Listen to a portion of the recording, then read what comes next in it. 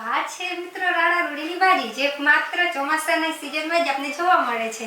તો આપણે આજે આનું બનાવી નાખશું શાક. તો હવે આપણે ભાજી બનાવવાનું સ્ટાર્ટ.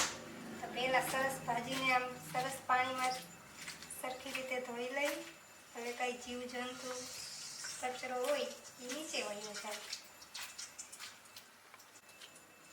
તો આપણે હવે બનાવશું ભાજી.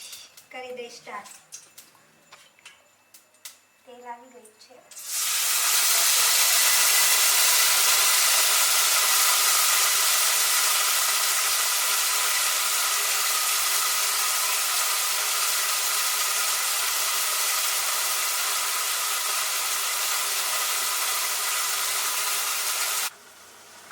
તો હવે આપણે સ્વાદ પ્રમાણે આમાં બધા મસાલા નાખી દઈશું.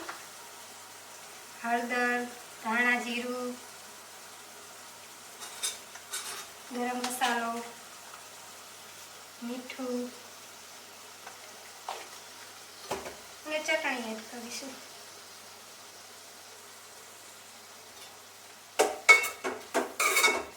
હવે આને સરખી રીતે આપણે હલાવીશું.